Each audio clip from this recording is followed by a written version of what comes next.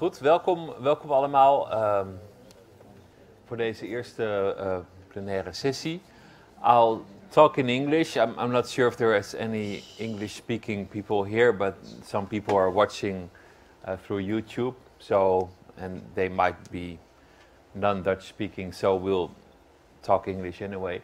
This is the first session that we're going to do. We're going to do a few sessions, one more this afternoon and 3 more tomorrow. My name is Pieter van der Wielen. I work for Radio 1 here in Holland. I also do some TV programs, mainly on science. And I've been asked to talk to some of the pilot groups about ethically responsible innovation and social responsible innovation. And we're going to talk about energy. Fokke Goudswaard, he is from the platform of Bio-energie. He used to work in the private sector, and now he's trying to get the non-private sector and the private sector and the public opinion, everybody, together. Lotte Asveld, she's from the Delft University, and she's done research on the possibilities of innovation on the when it comes to energy, and also on how you can influence the debate and how you can bring all the opinions together. And Rolf Kunik is also from Delft, and he's involved with wind energy and with big parks of windmills on the sea. Welcome to you all 3. To start off with, I would like to know, if we're talking about bioenergy, biofuel, what kind of fuel are we talking about, Mr. Goudswaard? We're talking about any energy that comes from crops. So that will be biofuels for transport.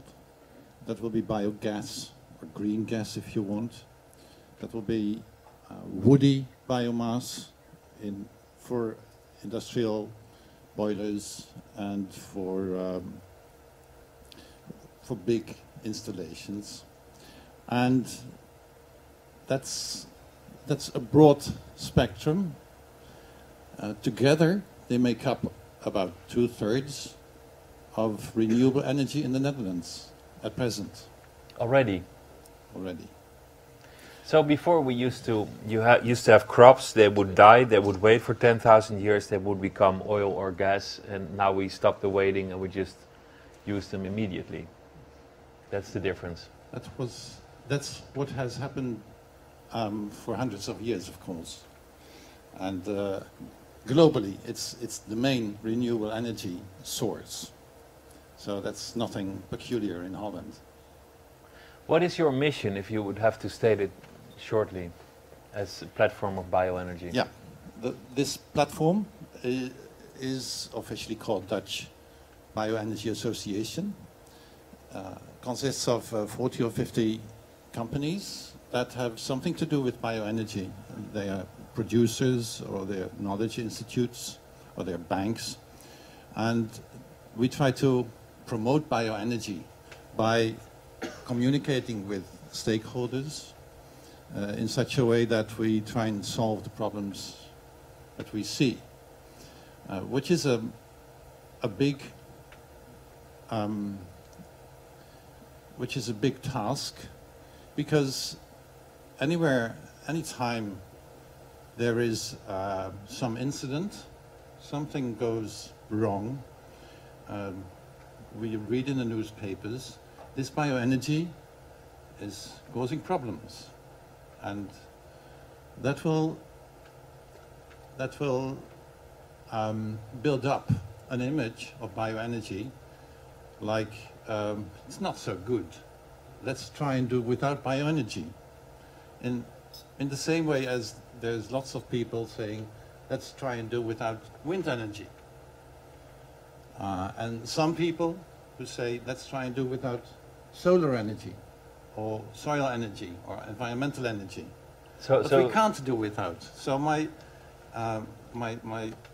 mission is to bring together opinion leaders like NGOs and companies, and in between governments government officials and scientists in order to communicate together and try and find solutions for the problems that there are, so that we can together tackle the target that is posed in the National Energy Agreement as we have it now and as we are trying to implement now. Is it difficult to bring them together? Are they willing to talk?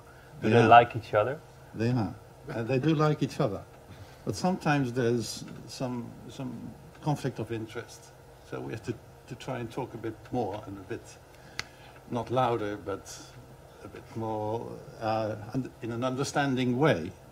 And we'll make it together somehow, I'm sure. As you said, incidents make up the picture. So every time someone drives home and arrives home safely and doesn't hit anyone on the way, it doesn't reach the newspaper. It's only the one time when it goes wrong, it reaches for the newspaper. So you get a very strange worldview if you're depending on newspapers for your information. You talked about wind energy. Is it also your experience that it's difficult for the experts to bring across the right information? Yeah, the question here is what is the right information and what is the wrong information? And one of the approaches is to bring people together at the table and to talk and be convinced that yes, together we can do it, and we get some kind of consensus. In our research project, we choose a different approach. We try to get away from these stakeholders' interests and try to develop an approach in which we can identify what society should strive for. So it's about acceptability, and these are very grand norms and values, and there are some ethical value theories which help you to define more carefully these more overarching, objective norms and values, you might say. And having these in mind, and that's a different approach than you choose, having this in mind, we try to do some research how these different values, you might say objective values, but none of the values is objectives, but these long-lasting values, how are they embedded in different technical designs of offshore wind or in different regulatory designs? And taking that as a starting point, you can be able to identify specific value conflicts in different kinds of technical designs, and you are also able to think about values that are now not anymore on the table. And the examples I always use is the examples of the earthquakes in Groningen nowadays. Now we are all concerned about the earthquakes, but there have been people 40, 50 years ago which told us that there might be earthquakes and that might challenge the safety of the people living there. But that was not considered important and that was not discussed at all.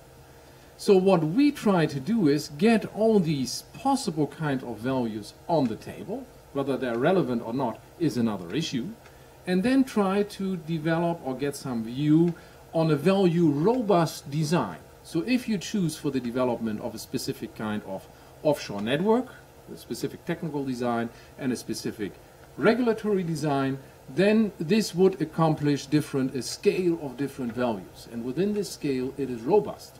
But if you go to another scale of values, then there might be conflicts and you might come into difficulties. How would a windmill park be different if you take into account all the different values?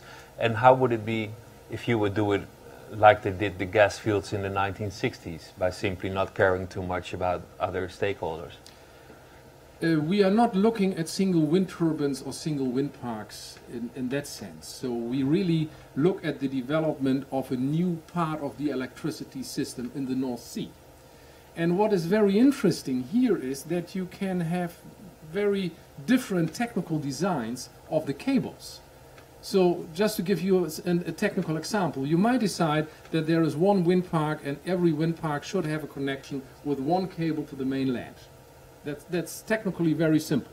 Or you can imagine that you build a supergrid in the North Sea in which you connect all these different wind parks, which might be more technically efficient, so talking about efficiency. Or, yeah, it costs money, yes, that's right, talking about other values. Or you might decide, no, it's not that, we have to strive for synergy. So it's not the energy sac that we would like to produce. No, we would also like to accommodate the fishes with possibilities to breed their fish between these wind turbines. Or we might facilitate the gas industry there, so we could use that to buffer the energy, or we might create facilities for recreation or what else. So different values would be embedded in all these different kinds of technical designs. And that is something we would have to think about. And Is that I don't not see a just the great same? difference between the approach of Professor Kueneke and my approach. We always look at the long term, and not only because, but also because we invest for at least 30, 40, 50 years. And we always say there is no energy system that can provide us with all the energy we want and all the energy we need without any problems. Look at fossil fuels. Aren't they posing big problems, especially when you look at the long term, and also at short term, of course. So it's more it's like a choice between alternatives, none of which is ideal. no, I completely agree with you. I think we are thinking the same. We try to be long term, but you build on the knowledge of your stakeholders, and I build on the knowledge of more general considerations. So the way how we get there is different, but that is a methodology we perhaps should not discuss here now. But there are always pluses and minuses, and we need to be aware of that and try how to resolve that. That's the issue. Our members become members of the association because they can't rely on their own knowledge only. So as an association, we cooperate with scientists and broaden our knowledge and broaden the basis of knowledge in this way. Lotte, you did the research for this pilot group from the University of Delft. It's a big question. How do you get all the stakeholders together? How do you get every aspect of the design of all the values involved? How do you get it into a design? It's a difficult question to research. Where did you start? We started by looking at what were the main trends going into the future, the transition towards a sustainable bioeconomy. So we looked at what is happening now and what will probably happen in the future. And there you saw that a lot of actors think that the bioeconomy will become more regional. So less about shipping large quantities of biomass across the globe and more about regionalization of production. But you gathered information, you talked to different stakeholders. What were the stakeholders you talked to? NGOs, companies, politicians also? Yeah, we had some people from the local governments, we had some companies, NGOs, we talked to some farmer organizations as well. So the bioeconomy has a lot of stakeholders. And what you see happening in the bioeconomy is a continuing discussion amongst these stakeholders, because the ideal is that they collaborate with each other. And already you can see that actors that were opposed to each other often on other issues can find each other in the bioeconomy. Like there's a large group of actors that signed a manifest together. It was NGOs, companies, financing institutions. So I thought that was interesting to see that there's this big support in a way for the bioeconomy. Now it's logical in a way, because companies simply want to make more money, so they want to spend less on energy. So if it's cheaper, then I think a company will go for the new fuel, and if it's more friendly ecologically, it's probably also cheaper because you spend less fuel. So in many ways the economy will solve the problems. What are the cases in which the economy will not solve the problems? Who do you ask? I'll ask you first and then I'll ask you. Well, I told Lotte sometime before that that I knew that she was supposed to look into the opinions of consumers and other stakeholders on bioenergy and bioeconomy, but that you can hardly do that in a fruitful way without looking at the economic part. I was able to see just enough of your presentation to see that you did incorporate some of economics. And if it was as easy as that, just wait until it's cheaper so everybody will use it, then it would be a lot simpler. But the economy has imperfections, of course, and the indirect effects are not always counted in the prices. So that's a problem.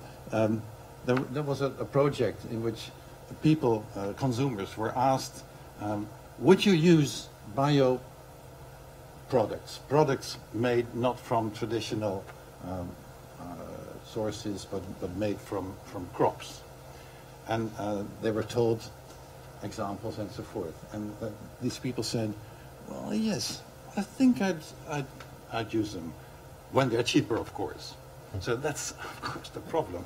And that's the problem with energy, and that's the problem with materials. So we have to find a transition for that. May I add to that?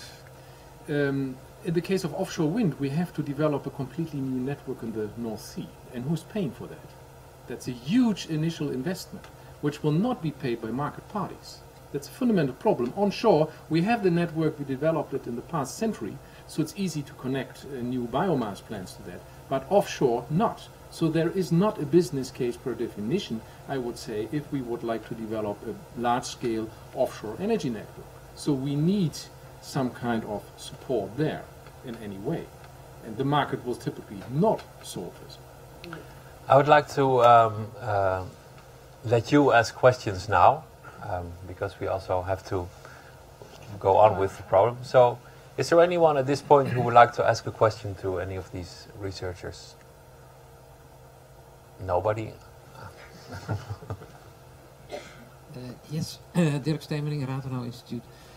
I didn't hear your talk this morning, but I just wondered, now it seemed that this value-sensitive design approach on the one hand and this process of stakeholder involvement on the other, that it was more or less put in contradiction.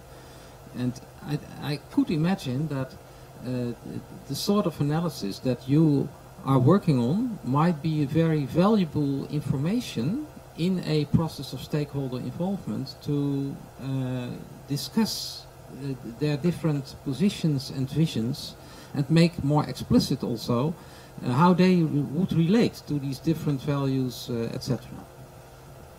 Yeah, I would very much agree with that. It's a different methodology. We might end up with different categories of values and considerations. I also presented a model just in which we position these different value bundles with respect to different objectives like market or social political objectives or community objectives. You can compare that, and all these stakeholders, of course, are in these different categories. Anyone else? Any questions at this point? Well, then everything was very clear. I'm a member of the board of the overarching Renewable Energy Association as well. I can tell you, all these associations, among them the Wind Association, are very keen on reading these reports and these articles, and we mail them to one another, and we are very keen, and we think that is an important part of the process of bringing together the stakeholders. That says something about the I completely agree, and I'm very unfortunately that not one of my stakeholders is here sitting today, but they really confirmed that these kind of thinking and models influence their day-to-day practice, how to deal with these kind of complex issues. And it is, in a way, an eye-opener, a different perspective on what they could do. Yes, please. One more remark. Yeah. I said there's a relationship between the opinion of consumers and the opinion of politicians, the opinion of NGOs, and the economic part of the story. When it costs the taxpayer a lot of money, quite a few people take an argument in that to say, that's not my piece of cake. It's too expensive. So that's one example where there's a strong relationship. But some of the parties in Parliament, they make a big point on that. Look but across the border to Germany. look across the border We to could Germany. discuss that quite Right. in detail, but the Germans are happy to pay a premium for sustainable energy, up to a certain limit. Up to a certain limit. And you see worldwide, renewable energy is growing, and it should. Yeah. So again, Values we look at the long values are term. important even from an economic perspective. The willingness to pay can be influenced by these kind of values. And the companies that I represent, they're willing to invest, and they do invest. And they not only go for the money and for the profit, they also have in mind to prove their responsibility. And even when their margin is relatively modest, some do invest. And that's why we have some growth of renewable energy. But now with this national energy agreement, there's a lot of subsidies that we can go for, and we do. And there's another problem emerging now, because chemical industry says we also want part of the money. But that money is there and is being condoned by Parliament, because we try in this way we try and enhance our energy independence, and we try and enhance emission reduction, of course. And as long as industry has other goals, they can't use the same sort of money. So that's a little bit of a battle. But we talk together. Okay, thank you, all three. And there'll be another session this afternoon about one of the other pilot projects. So, thank you, all three. Thank you. Excuse me, one announcement. There's an extracurricular activity planned